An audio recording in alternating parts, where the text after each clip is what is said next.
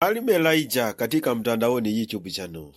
Asante sana. Nasalimu mama wangu bibi Tichungwile Anet na kusalimu. Asante sana kwa kutazama televisheni ya Kiswahili TV UG na kusikiliza na kuambia watu wote ambao uende katika mtandaoni. Ndugu yangu na Isuka Justus na kusalimu. Marafiki zangu kutoka Bwana James, Bwana Isaac, Bwana Kato Ediga, inawasalimu wote na wanafunzi kutoka shule ya upili ya Lusekele ambao Morisi, Simon, watoto wangu katika kidato cha 4 na wasalimu, na wengine wasichana kutoka darasa la 4. Ninawapenda ni watoto wangu. Wanafanya vizuri, wanatumia Kiswahili vizuri, wanasema Kiswahili kila mahali popote. Kila vipande mbalimbali vya shule wanaweza kutumia Kiswahili kiwe rasmi. Tuendelee na kipindi cha 3 katika na vionyeshi vya ngeli ya muwa. Unajua au nataka kujulisha kwamba vionyeshi huonyesha umbali, karibu, kati na mbali. Vionyeshi umbali, karibu, kati na mbali. That is when you are nearby and then you are far away from where you are and you want to use these nouns. You say, for example, umbali, when umbali, that is karibu, that is something that is near you. Then kati, that is something that in between there, and then mbali, that is something that is beside you but far away from you. Then umoja, we use huyu, which means this, and yule, which means which means that. Then we have huyo. We've said that if you are something is far away from 30 centimeters from you, that's why you use huyo. That if something is very far away from you, let's say 100 centimeters, then you say wale, yule. In singular you say yule. Then yule, which means that. Then huyu, which means this.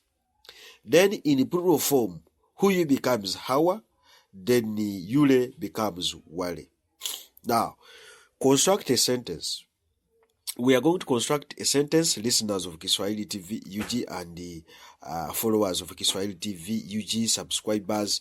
Share, let us learn Kiswahili. And it's time for Kiswahili lesson. Mwalimu huyu anafundisha vizuri. Listen carefully. Mwalimu huyu anafundisha vizuri. Sentence hii ni ya umoja, which means this teacher is teaching very well. This teacher is teaching very well. Then in plural form it will be walimu hawa wanafundisha vizuri. These teachers are teaching very well.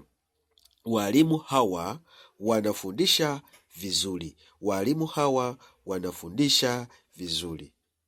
These teachers are teaching very well.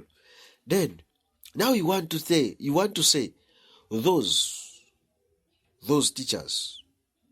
You want to say those teachers and you want to say that teacher.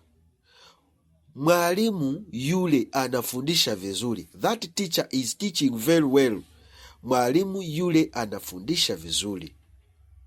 Then walimu wale wanafundisha vizuri. Those teachers are teaching very well.